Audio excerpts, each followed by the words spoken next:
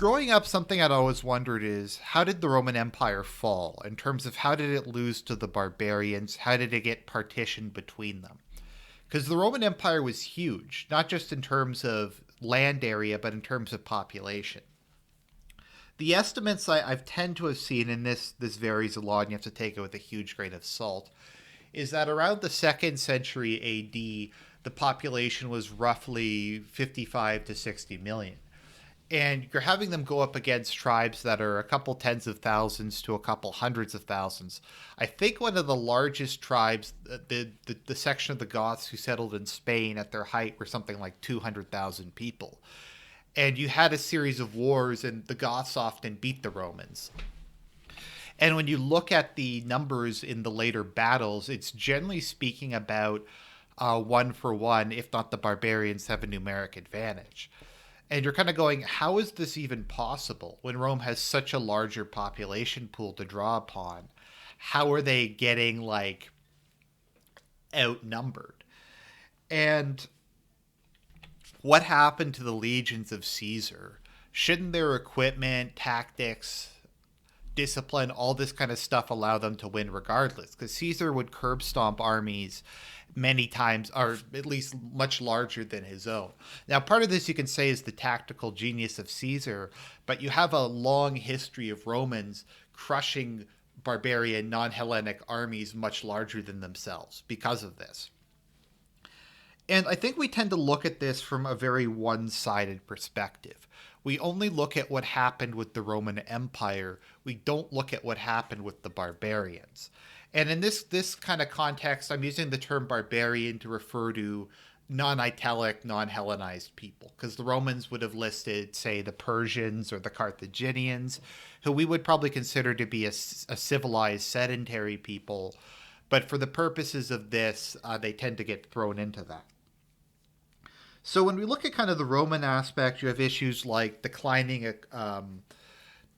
recruitment, corruption, continual civil wars, a breakdown of the legitimacy of the institutions, the army becoming mostly non-Roman, things like that. That's at least kind of the common narrative. But that's not really enough to kind of explain it, because theoretically, even with all those problems, you'd think they'd be able to muster a large enough force to beat off these what seem to be very much smaller, more primitive tribes. So when you look at the fall of Rome, I think something you have to do is also look at what happened with the barbarian peoples. How did they come about having armies of tens of thousands that were decently well equipped and disciplined? How did they go from just being kind of scattered villages or scattered towns or just random tribes into being these large kingdoms that were hundreds of thousands of people and were able to challenge Rome directly in the field of battle? They didn't have to rely on hit and run tactics anymore. They could face the Romans in set piece battles. So how did this all come about? The short answer is Rome was a victim of its own success. Roman culture, Roman economics, Roman tactics, Roman organization was so good and so obviously superior that over time the barbarians started to adopt it. So I think the first thing you have to understand is Rome's borders were always very porous. While they did have extensive fortifications along their border, particularly the Rhine and the Danube, the thing you have to kind of keep in mind about that is that was more to hold off or give advanced warning for the purpose of the late Roman army was you had the Limitanii, who were soldier settlers who settled on the edge of the empire. And their job was to alert the field armies, or rather hold off the barbarian armies long enough for I believe it's pronounced Comitenses, for the Comitenses, which were kind of the better equipped field armies, to arrive. And even earlier than that, the idea wasn't necessarily that any part of the fortifications would be able to hold off a truly determined attack, but it would slow them down. It would provide advanced warning for reinforcements to come. Like in the case, Hadrian's Wall, interestingly, had a moat on the inside. It didn't have a moat on the outside, it was in the inside. And the purpose of that was to prevent barbarians from kind of hauling off anything that they got. So that was also the purpose of the Great Wall of China. Obviously, they can't station enough soldiers on every part of the Great Wall of China to prevent them from entering at any point, but they could defend the gates quite well. And they could always bring reinforcements to the gates because they could hold out longer. So the idea being, if barbarians wanted to scale the wall, A, they wouldn't be able to bring their horses with them, or I don't know how they'd even get the horses. Maybe they have a way to lift them over the wall, but that would be really difficult. Also, if they were kind of taking their loot back, if they managed to get over the wall, how are they going to do that? Are they going to haul like thousands of pounds of gold over the wall? How are they going to get a cart over the wall? And that was kind of the point with like Hadrian's Wall, is even if the Scots or the Picts or whatever you want to call them could get over the wall in raid, how are they going to take their stuff back? So Roman fortifications would kind of do stuff like that, and kind of just to provide central areas. It's kind of like with castles. The purpose of a castle isn't to be sieged and taken and deal disproportionate casualties to the enemy. Castles exercise a range of control. They have their own supplies. They generally have their own cavalry and that kind of thing. The issue is if you're an enemy power invading a territory, you kind of have to take the castles, because if you just bypass the castles, then cavalry can ride out and harass your supply lines, or they can. If you've ever seen Berserk, when they ride through the enemy camp and they just set everything on fire and they kill a bunch of people and hit and run, and castles are able to do that. Their garrison can attack them from behind if they're fighting another force. So it's just logistically you have to take castles, and that slows your enemy down, and that gives you the initiative. And that's kind of the purpose of fortifications in general. So, like I was saying, the Roman border was very porous. You always had a lot of immigration into Rome, where people would come in. Generally speaking, how the Roman immigration policy would work is the people would either agree to serve in the army, or otherwise they'd just be kind of distributed throughout the area.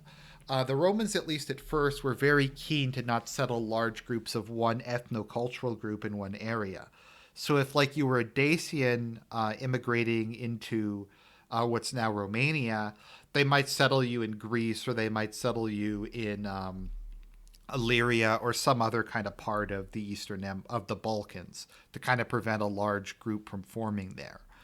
And what would often happen is you'd have barbarians who would go and serve in the Roman army, they get citizenship, and then they might decide to take their money and go back to their homes.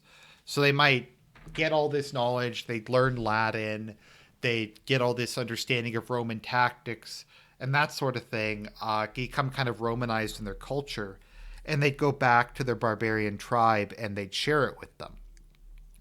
And the barbarians never really developed a fully moneyed economy, but you start to see things like this emerge because they need money to a certain extent to trade with the Romans effectively. I mean, they can barter, but gold and silver coins are just a lot easier to use.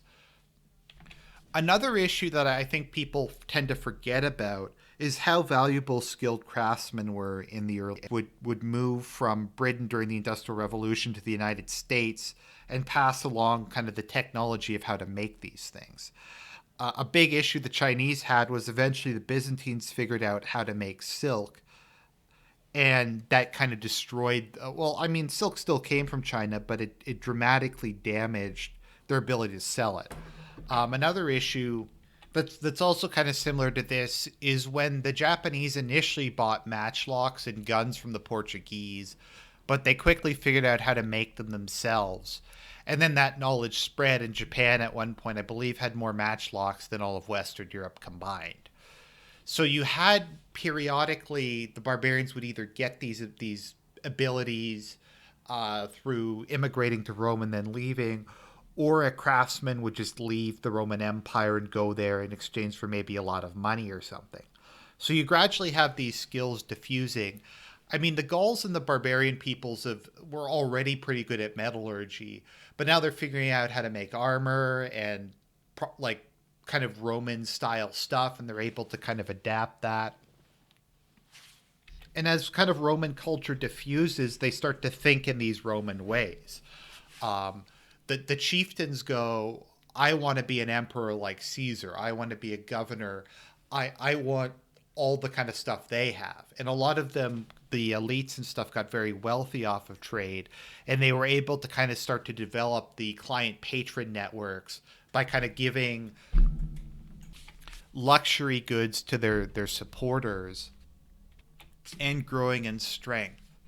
So you had that. Once again, you had this idea coming on that this was kind of the natural state of things. And then it's also just kind of a necessity.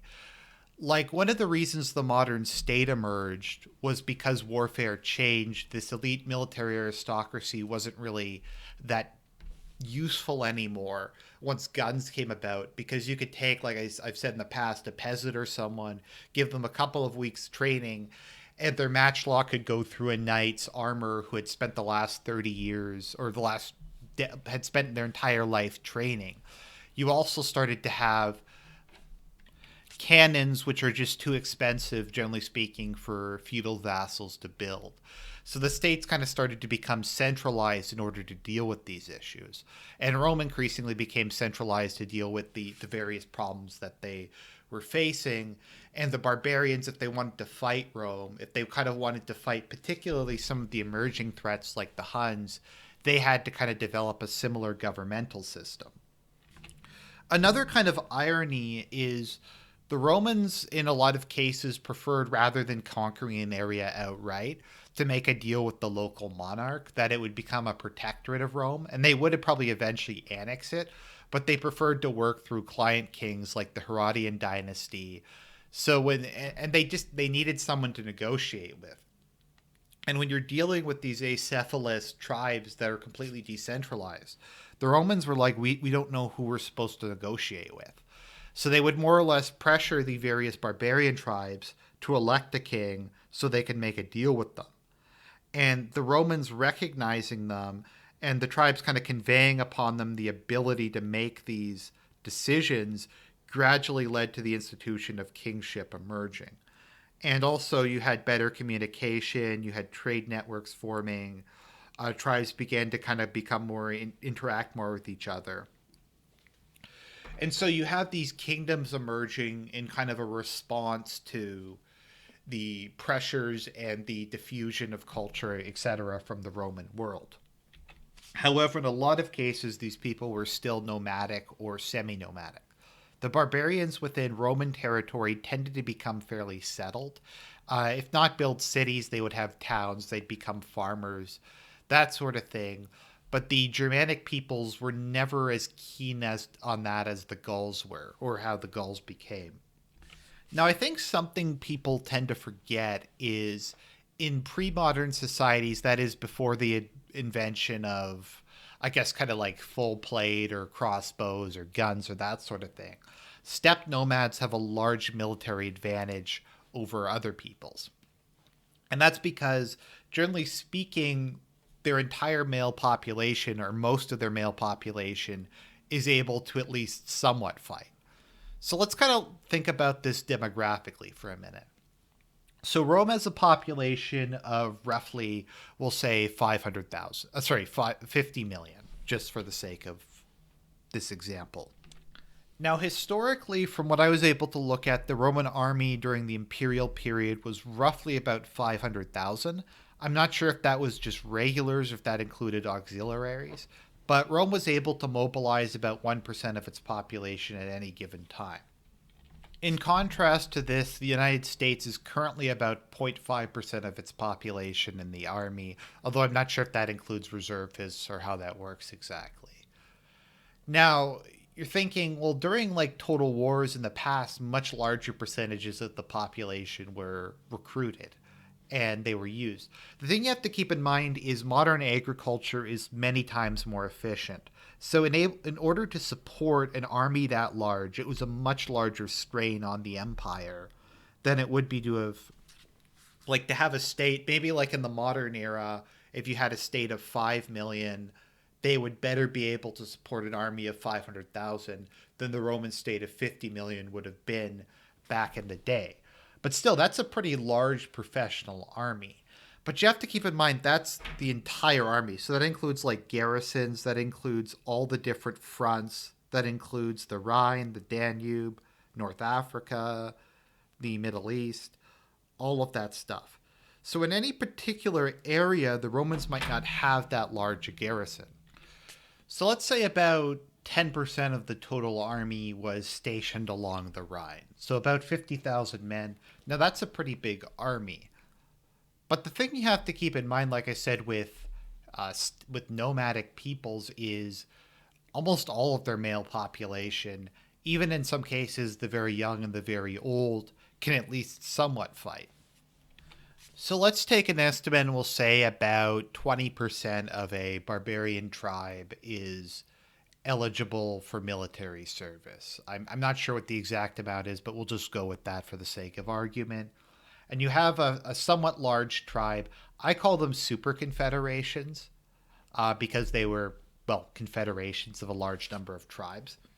So you'll have a super confederation of about 100,000, and they're able to field around 20,000 fighting men.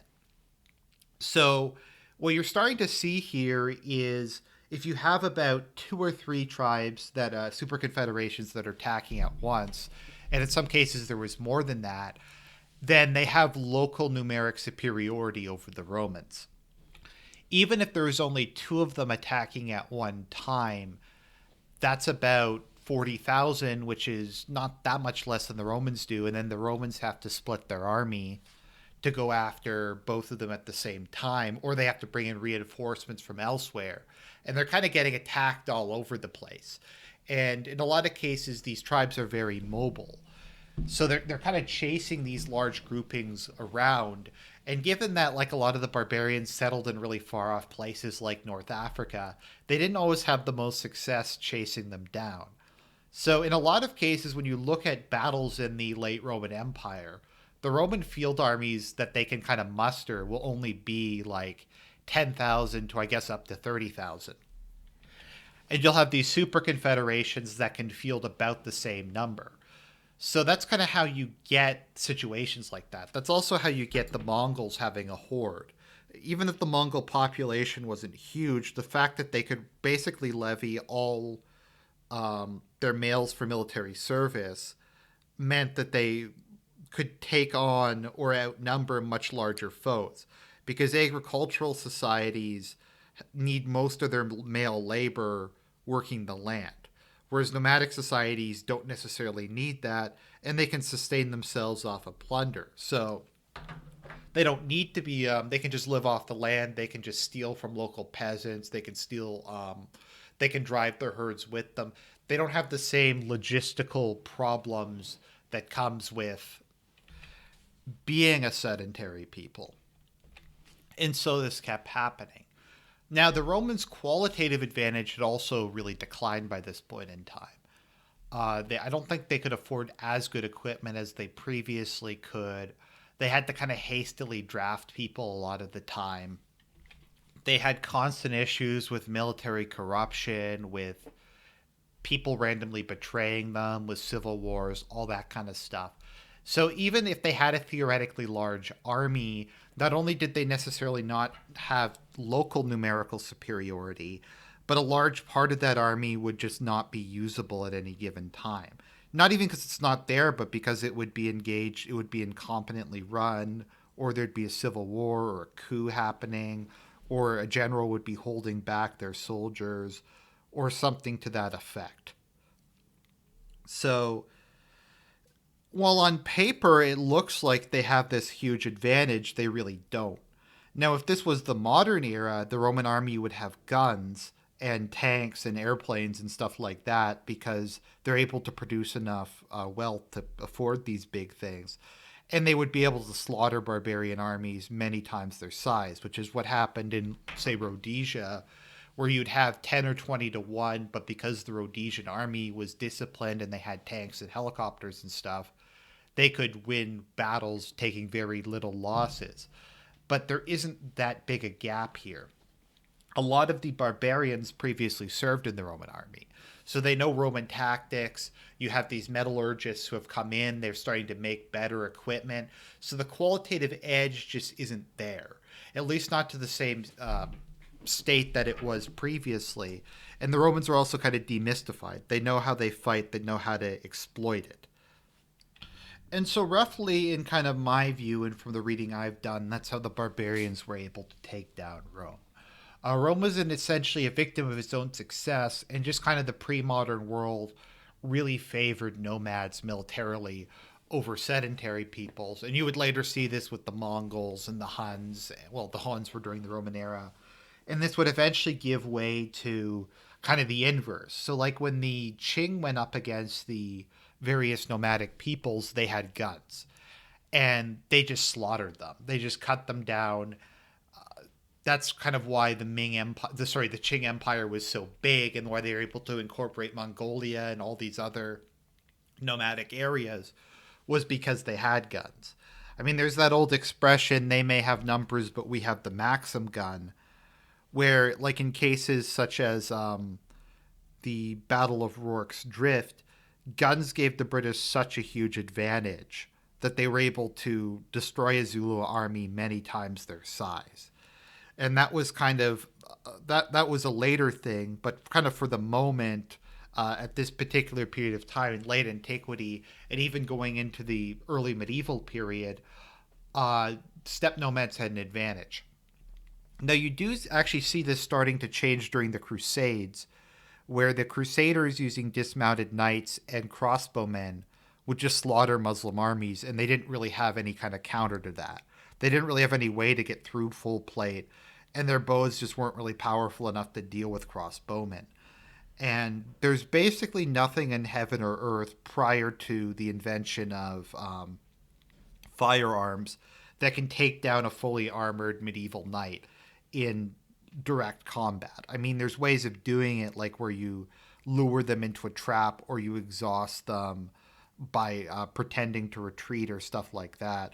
But if you look at some of the battles the Normans fought, you'd have several dozen Norman knights killing like thousands of Muslim soldiers. And part of that's bad discipline, but part of that is also, like, realistically, what are you going to do against a guy in a full body halberd? And initially, the Romans had advantages like that, but that wasn't really the case anymore. At least not nearly as much by the time Rome fell. So, those are my thoughts on the matter. I hope you found that interesting. I hope I didn't screw up and get too much wrong. Anyways, God bless, and more content to come.